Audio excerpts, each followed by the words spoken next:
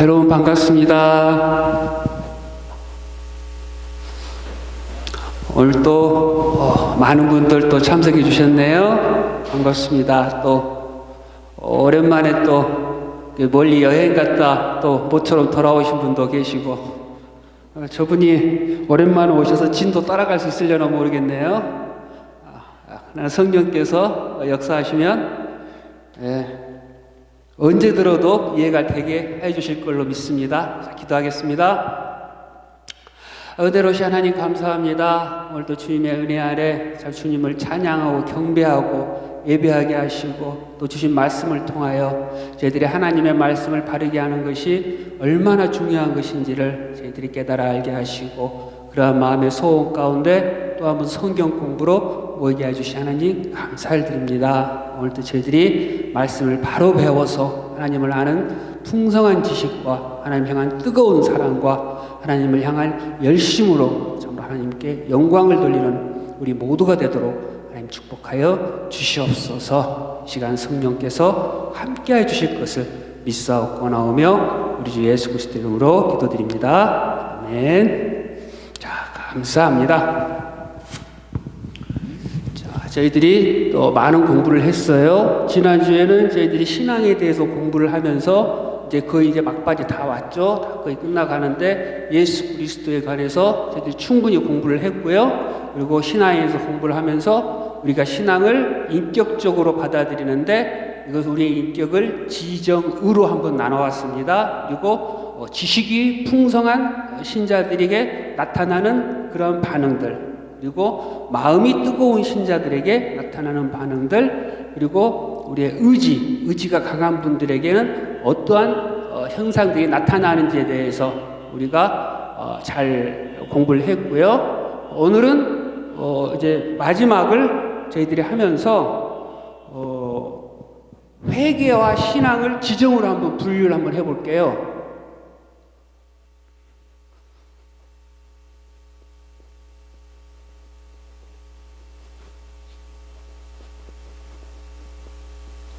이게 지식과 정과 마음이 이 회개와 신앙은 어떻게 분류해서 나타나는지 이걸 한번 예를 한번 드려볼게요.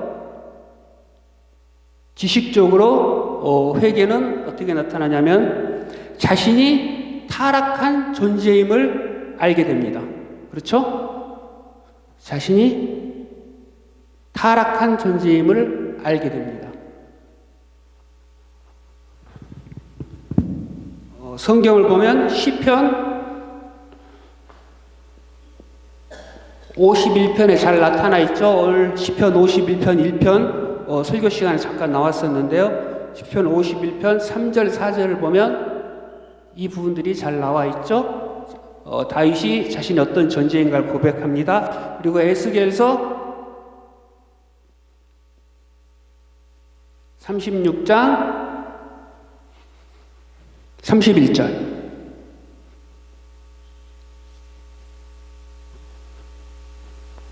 그리고 신앙으로는 무엇을 알게 되냐면은 하나님이 죄인을 위하여서 구원을 준비하셨음을 알게 됩니다.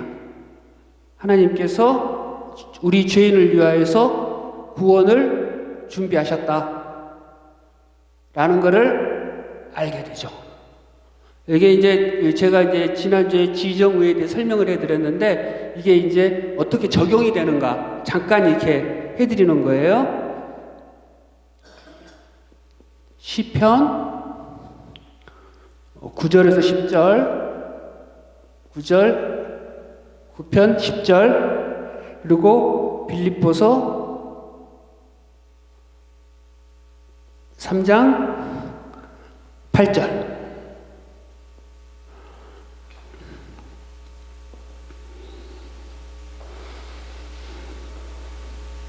이게 이제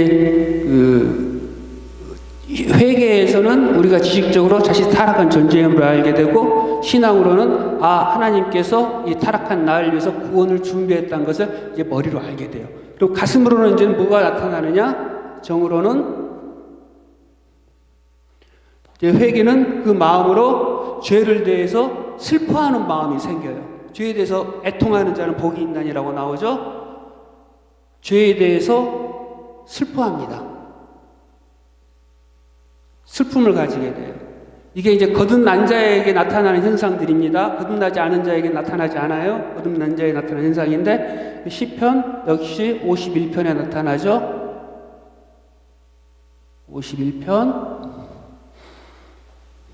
17절 그리고 고린도후서 7장 10절 이게 회개하는 자는 죄에 대해서 슬퍼하는 마음을 나타내게 되죠. 그럼 신앙으로는 어떻게 됩니까? 신앙으로는 하나님의 사랑에 대한 감사하는 마음이 나타나게 돼요. 하나님의 사랑에 감사하는 마음.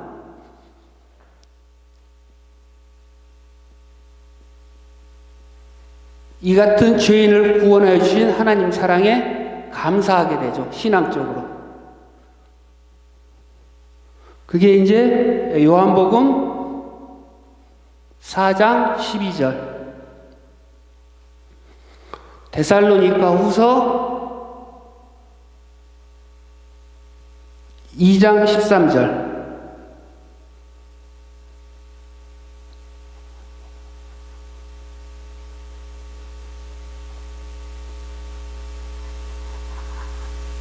그리고 의로는 이제는 어떻게 적용이 됩니까? 이 회개는 죄에서 돌이키게 되죠.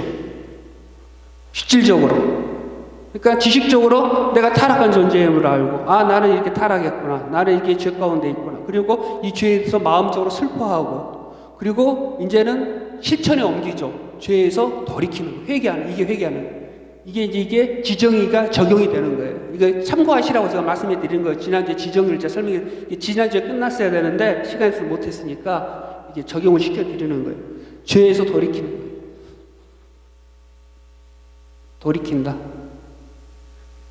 죄에서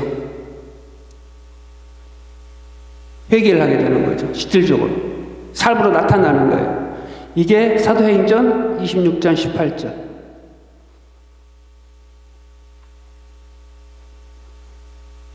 18절. 신앙으로는 어떻게 되냐? 신앙으로는 내가 누가 필요한 걸 알게 되죠. 예수 그리스도가. 그러면 예수 그리스도께 나아가게 되는 거예요. 예수 그리스도. 신앙으로는 내가 머리로는 뭘 합니까? 하나님께서 이런 나를 위해서 구원을 준비를 해주셨지. 그래서 이렇게 나 같은 죄인을 구원해 준 하나님 사랑에 이제 감사하며 이게 구원을 해주실 유일한 분 예수 그리스도를 향해서 이제는 나아가게 되는 거예요. 이게 신앙의 지정이에요. 지정이 이렇게 적용이 된다는 것을 구체적으로 예를 들어드리는 겁니다. 그리스도께 나아간다.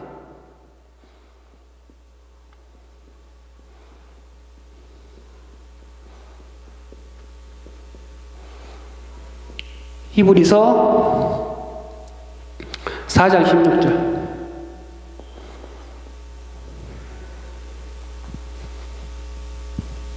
이게 지정의가 지난주에 배웠던 지정의가 적용되는 과정입니다. 이렇게 해서 신앙까지 끝난 거예요. 신앙까지. 우리가 신앙까지. 소명, 중생, 회심, 신앙. 지워도 되죠? 지워도 되죠? 신앙까지. 이거 이제 잠깐 참고하시라고 제가 이렇게 해드리는 거고, 우리가 중요한 거는 우리 신앙은 지정의가 한쪽만 발달해서는 안 되고 이 세 개가 전체적으로 균형을 이루고 신앙생활을 해야 된다. 그게 건전한 우리 구원을 이루는 신앙이다. 한쪽만 발달하게 되면은 단점들이 나타났잖아요. 지식만 발전하는 사람들은 그냥 입만 살아서 말만 하고 마음만 뜨거운 사람들은 지식을 잘 모르니까 엉뚱한 짓을 하게 되고 의지만 뛰어난 사람들은 일만 열심히 하고 결국은 하나님과 잘못 없는 그리고 되려 하나님을 드러내기보다는 거칠어진 이러한 일들이 나타날 수가 있게 된다는 거 조심을 해야 된다. 자, 이제 무엇이 있을까요? 잠깐 반복 한번 해볼게요. 처음에 우리가 구원을 받기 위해서는 뭐가 필요했죠? 하나님의 부르심이 필요했습니다. 소명이 필요했어요. 그렇죠? 그 소명을 할 때 하나님 불러주실 때 누가 반응을 하느냐? 중생한 자, 거듭난 자가 하나님을 향하여서 반응을 한다고 나왔어요. 그리고 이 중생한 자는 이제 뭘 깨달느냐? 죄를 깨닫게 되죠. 죄를 깨닫고 회개를 하게 되죠. 회심. 그리고 이 회개한 자들은 이제 지금까지 배웠던 뭐가 생기느냐? 신앙이 생긴단 말이에요. 믿음. 이 죄에서 나를 해결해 줄 누군가가 필요한데 이게 이제 신앙, 믿음이었단 말이에요. 그러면 이제 또 무엇가 필요할까요? 이걸로 해서 얻어지는 게 뭘까요? 그 다음으로는 우리가 그토록 많이 들었고 정말 중요한 과목이 드디어 이제 나와요. 칭의. 의롭다 하심. 의롭다 하심. 그러니까 지금까지 우리가 구원을 이제 받았다고 했는데 너 구원 받았네, 나 구원 받았네, 이제 나는 구원 받았네 했는데 그거 우리끼리잖아요. 우리끼리. 야, 내가 하나님 불러주셨고 내가 이제 마음으로 느끼고 나 뜻을 깨달았어. 난 예수 그리스도 필요한 거 알았어. 난 이걸 믿었어. 그냥 구원 받았어. 우리끼리 구원 받고 우리끼리 아는 거예요. 근데 실질적으로 누구한테 허락을 받아야 돼요? 그렇죠. 심판하실 분, 판단하실 분이 이것을 확인을 시켜줘야 돼요. 그래, 너 진짜 구원 받았어. 이게 칭의예요. 이게. 하나님 이 칭의는 뭐냐면 법정선언이에요. 법정선언. 법적으로 땅땅땅 때려주는 거라고. 법적으로. 그래서 이거는 뭐 로마서에서 계속 얘기하고 이건 이 칭의는 저는 정말 중요하고 이거는 하나님의 나라를 들어가는 표예요. 표. 하나님 나라는 죄가 있으면 들어갈 수가 없으니까 이게 죄가 없다는 걸 법적으로 선언해 주죠. 그러니까 이걸 쉽게 생각하면 어떻게 생각할 수가 있냐면 여기까지는 하나님 나라로 들어가게 한 초청장이었다. 초대장을 발굴해 주셨고 이건 뭐냐? 하나님 나라를 들어갈 수 있는 비자를 발굴해 주시는 비자를. 우리가 미국을 들어가려고만 하더라도 비자를 받아야 되잖아요. 비자를. 뭐 초청장도 필요하고 여러 서류가 필요해서 서류를 집어넣고 영사관에서 여기 대사관에서 비자를 발급해 줘야 우리는 미국을 들어갈 수 있는 자격이 생겨요. 그런 식으로 하나님 나라를 들어가려면 하나님 나라에는 죄가 없으면 들어갈 수가 없어요. 그러니까 하나님께서 공식적으로 선포를 해주시는 거예요. 너는 이제는 죄가 없고 너는 우리나라에 들어올 자격이 너는 이제 있어 하고 땅땅땅. 이게 칭의란 말이에요. 이게 비자하고 똑같다. 쉽게 생각을 하면 비자 받는 거다라고 생각을 하시면 돼요. 그러니까 이 칭의를 받지 못하면 들어가지 못하는 거죠. 그런데 칭의를 어떻게 받느냐? 이 칭의는 뭘로 받죠? 우리가 그때 공부했던 거, 아는 거? 오직 의인은 믿음으로 의롭다함을 받는다. 그러니까 여기에서 여태까지 많은 신학자들과 여태 많은 고민들, 그러니까 이 칭의를 얻기 위해서 로마 카톨릭에서는 그토록 자기가 고행을 하고 선한 행위를 하고 봉사를 하고 루터가 여기서 이제 딱 막힌 거 아니에요. 루터가 자기는 그렇게 하나님 앞에 의롭다함을 받고 싶은데 자기가 그렇도록 수고를 하고 고생을 하고 뭐 자기 조금만 죄만 생각나면 가서 상의하고 고해성사하고 그렇게 했는데 해결이 안 됐던 거를 로마서에서 이 칭의 믿음으로만 의롭다함 받는다는 거. 이걸 통해서 우리 개혁교회가 개신교회가 시작이 된 거나 마찬가지죠. 칭의.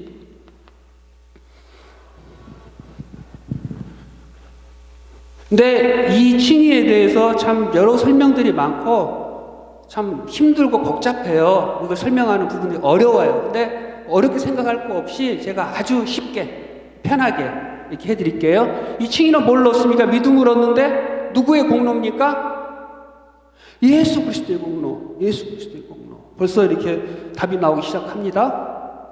자, 예전에 이스라엘 사람들은 구원을 얻기 위해서 뭘 했어요? 죄를 사함을 받기 위해서 제사를 지냈죠. 짐승을 잡아서 피를 흘렸단 말이에요. 제사를 질 때 어떻게 제사를 지내냐면은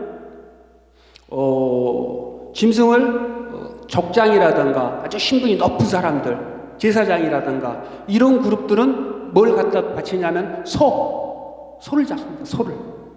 그리고 그 밑에 있는 분들, 이제 평민부터 해서 아주 이제 일반적인 분들은 양이나 염소 이거를 잡아요.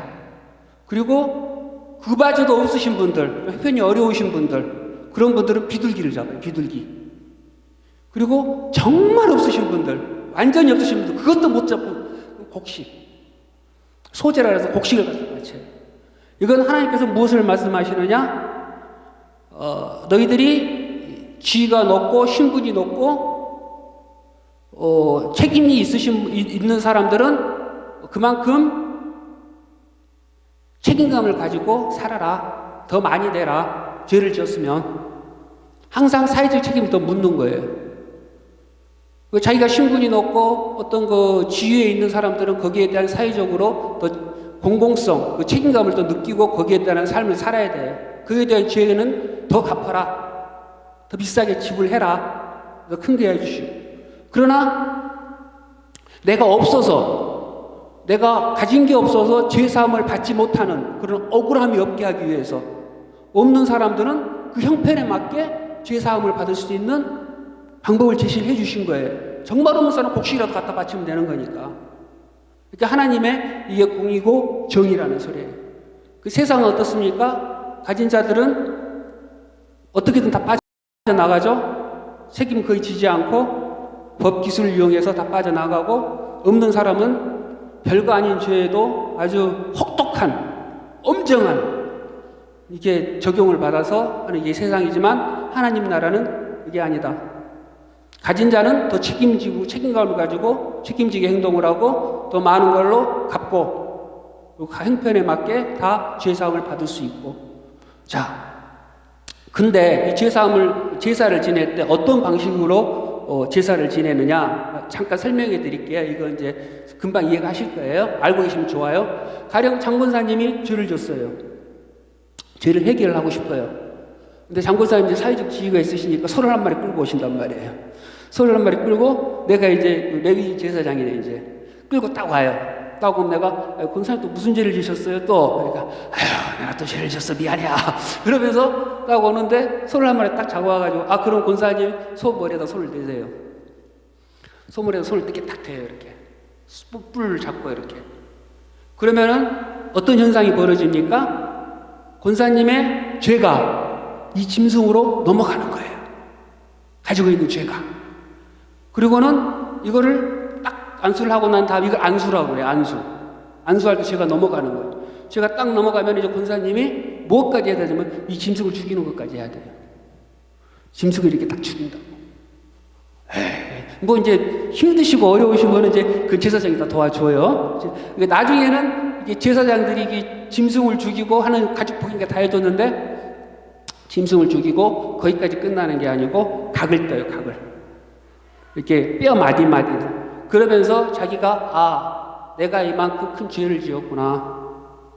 난 이 짐승과 같이 죽어야 될 존재인데 내가 이렇게 됐구나라는 것을 하는 거예요. 그러니까 하나님께서 쉽게 해주시는 게 아니고 그만큼 어려움을 주면서 자기가 이 죄상을 받기 위해서 얼마나 힘들게 고생해야 되는 걸 깨닫게 해주시는 거예요. 짐승을 잡고 제사장은 뭘 하느냐? 이 짐승이 이제 가죽을 벗겨요. 가죽을. 이제 가죽은 뭡니까? 가죽은 이게 사람의 죄를 덮었던 이걸 벗겨내는 거예요. 그러니까 이 가죽을 벗겨내면 뭐가 됩니까? 이제 거기는 쇳덩어리 밖으로 이거 수치를 당한다. 수치를 당한다. 예수 그리스도께서 어떻게 됐죠? 십자가에 달리실 때 로마 군병들한테 옷을 다 뺏기잖아요. 수치를 당하잖아요. 수치를. 우리들 때는 발가벗기는 수치를 당하는 거예요. 죄인의 수치를 당하는 것을 보여주는 거예요. 짐승을 벗긴다고.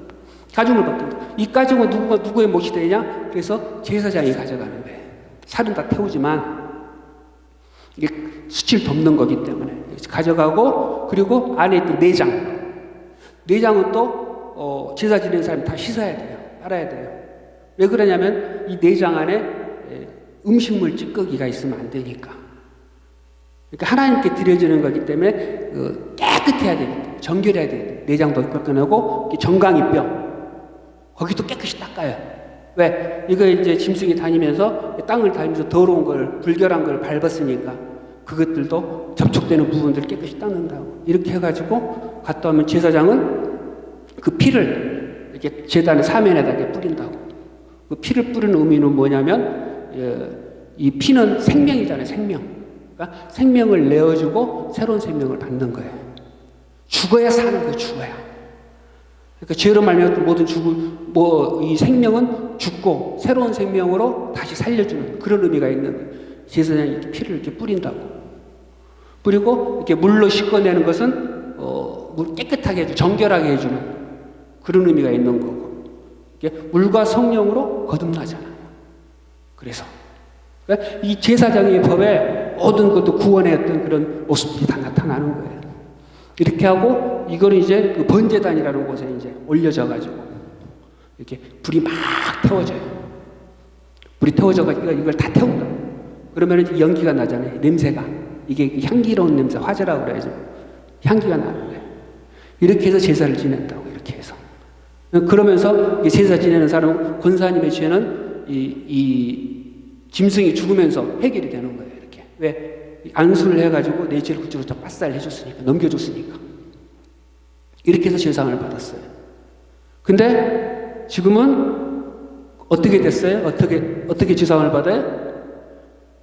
예수 그리스도를 어떻게 한다? 믿음으로. 이런 절차들이 다 없어졌단 말이에요. 이 험난하고 어려웠던 이 절차들이. 그러니까 하나님께서는 우리 인간이 도저히 스스로 어떤 죄를 해결할 수 있는 방법이 도저히 없으니까 다른 누군가를 세워서 이 다른 누군가가 이 죄를 해결하게 하고 이 해결한 이 죄를 이 사람 적용을 시켜줘야 되는데 어떻게 적용을 시켜주느냐? 이거를 아주 쉬운 방법을 주신 거예요. 믿기만 하면 어떻게 됩니까? 이제 이 사람의 죄는 누구한테 갑니까? 예수님한테 가요. 그리고 예수 그리스도가 이 땅에서 행하셨던 모든 것들 저번에 쭉 배웠죠? 이 신앙에서 예수 그리스도가 어떤 행동을 어떤 일을 하셨는지 이 땅에 오셔가지고 고난을 받으심으로 모든 율법을 하나님의 율법을 다 완성을 하시고 그리고 끝내는 십자가에서 희생제물로 죽으셨잖아요. 이러한 예수님의 모든 공로 하나님의 의 모든 걸 충족시켜줬잖아요. 이 충족시켜준 이 모든 것들이 이제 누구 것이 된다? 우리 것이 되는 거예요. 놀랍죠? 우리는 아무것도 안 하고 거저 받는 거예요. 이런 장사가 어디 있어요? 이걸 하나님이 우리한테 주시는 거예요. 대단하잖아요. 이게 의로움 받는 방법이에요. 하나님이 우리 인간들한테 맡겨놨더니 도무지 할 수 있는 능력이 전혀 안 돼요. 방법이 없어요. 그러니까 이러한 방법을 통해서 우리를 구원을 시켜주시는 구원을. 이거를 칭이라고 하는데 구원을 받는데 이거는 무엇과 같냐면 옷을 입었다. 자, 우리가 이제 이렇게 의롭다움을 받는데 실질적으로 우리는 어떻습니까? 여전히 죄인이잖아요. 죄인. 그건 알잖아요. 의롭다움 받았다고 해서 내가 완전히 의로워진 거 아니잖아요. 그건 우리를 모습 보면 알잖아요. 내가 예수 그리스도를 믿고 정말 내가 내 죄를 깨닫고 회개를 했는데 난 여전히 죄인인 거 내가 알잖아요. 지금. 완전히 의로워진 건 아니란 말이에요. 다만 예수 그리스도를 보고 예수 그리스도의 공로를 인정을 해줘서 구원을 시켜줬는데 이걸 성경적으로 뭐라고 그러냐면 예수 그리스도로 옷 입었다라고 얘기를 해요. 옷 입었다. 구절 한번 찾아볼게요. 갈라디아서 3장 한번 찾아보겠습니다. 갈라디아 3장 26절에서 27절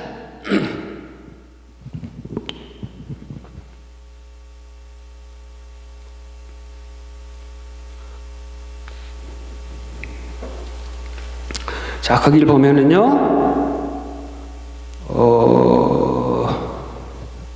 너희가 다 믿음으로 말미암아 그리스도 예수 안에서 하나님의 아들이 되었으니 누구든지 그리스도와 합하여 세례를 받는 자는 무엇로 옷 입었느니라? 그리스도로 옷 입었느니라 라고 나와요.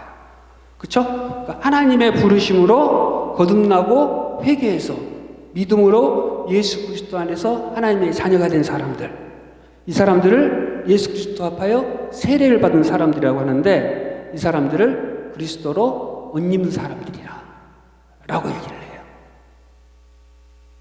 이거를 또 한 군데 찾아보면은요, 이 부분을 조금 더 잘 나오는 부분이 고린도전서예요. 고린도전서 1장 30절 한번 찾아보면은요,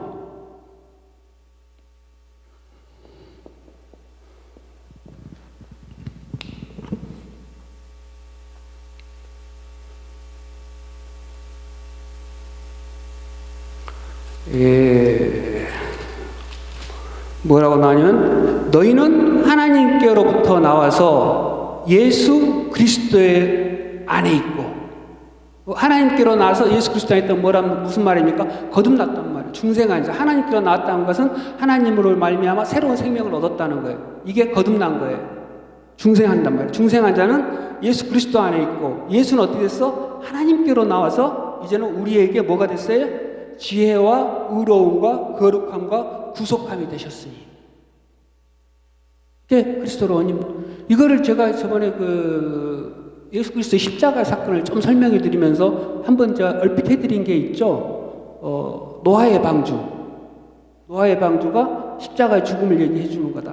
그때 어떻게 했습니까? 노아의 방주가 노아 방주 안에 있는 사람 다 살았잖아요. 근데 대신 누가 고난을 받았습니까? 예수 그리스도 고난, 방주가 고난을 받았죠. 방주가.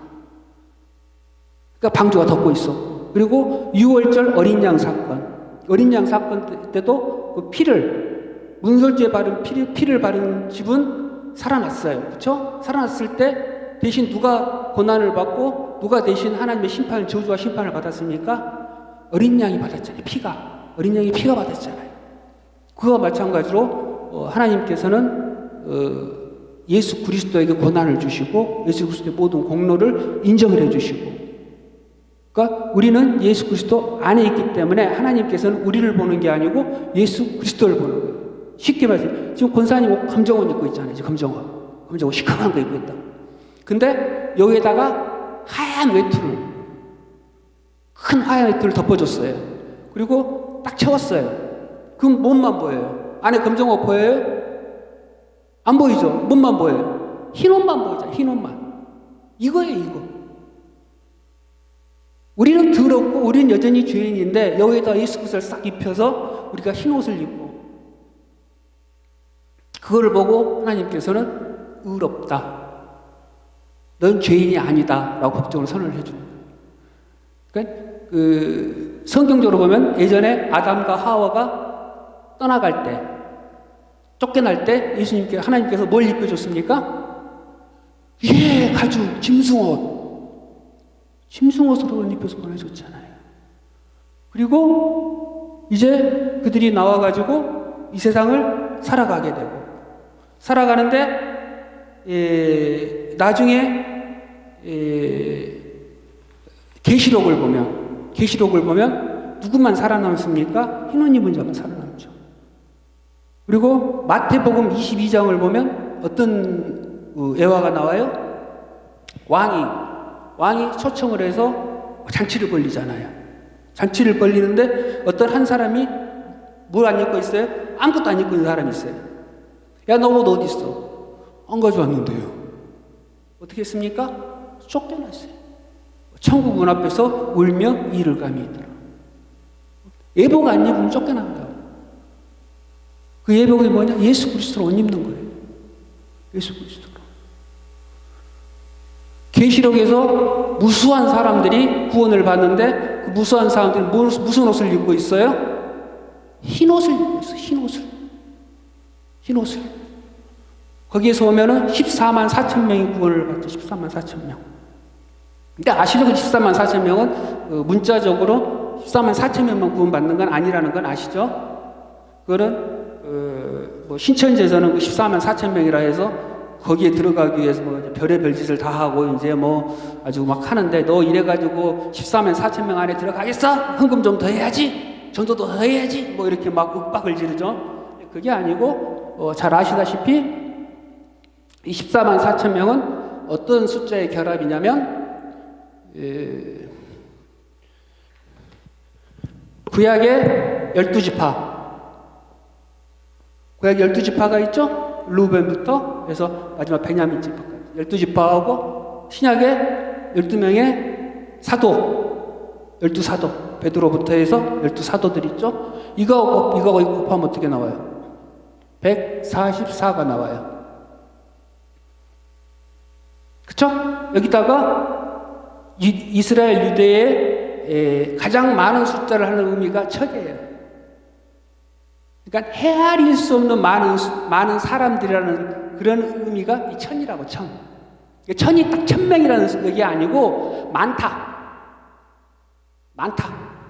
그러니까 사울이 죽인 자는 천천히요, 다윗이 죽인 자는 만만이라 해가지고 사울이 그냥 막 화가 나서 시기가 생겨서 막 그 다음부터 바울을 막 다윗을 막 구박하고 이러잖아요. 근데 그게 어떤 숫자로 사울은 뭐 천을 죽이고 다윗은 만만을 죽인 게 아니고 많은 숫자를 죽였다.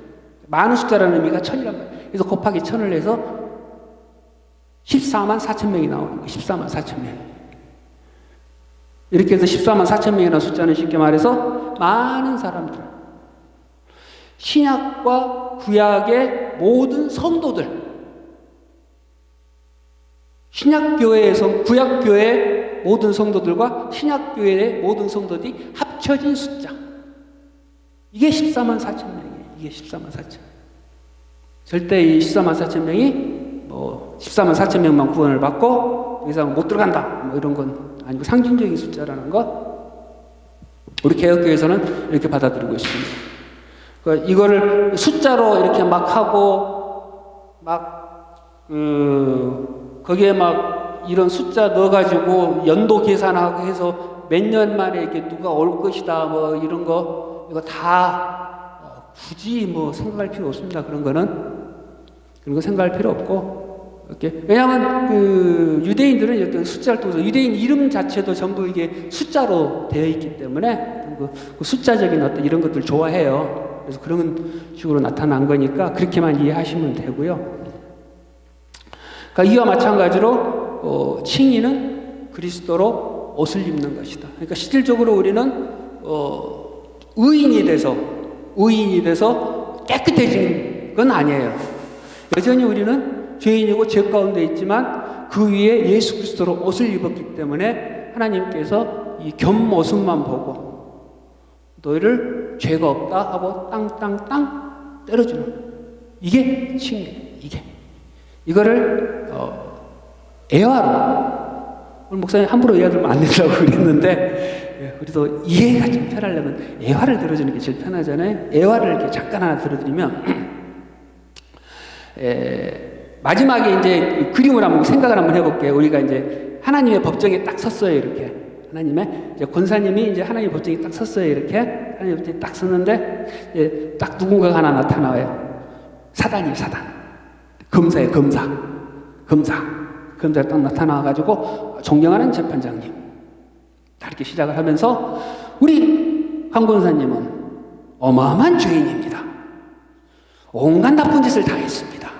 자, 저는 이분에게 지옥불 350만 년 그리고 영원한 지옥을 구형을 합니다. 이것을 선고해 주시기를 주장합니다. 라고 딱 해요. 그러니까 황 권사님이 듣고 있다가, 저는 그런 죄를 짓지 않았는데요. 저는 암만 생각해도 전 짓지 않았어요.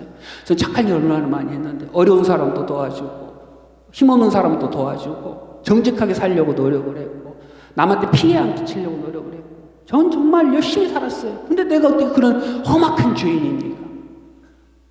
전 이해가 안 돼요. 전 그거 받아들일 수가 없어요. 딱 이런단 말이에요. 검사가 얘기를 해요. 정말 당신이 그 죄를 안 졌다고 생각을 합니까? 당신은 어렸을 때 죄에 거짓말 한 번이라도 한 적이 있어요, 없어요? 아주 어렸을 때는 뭐 생각은 안 나지만 얼핏 한 거는 같아요.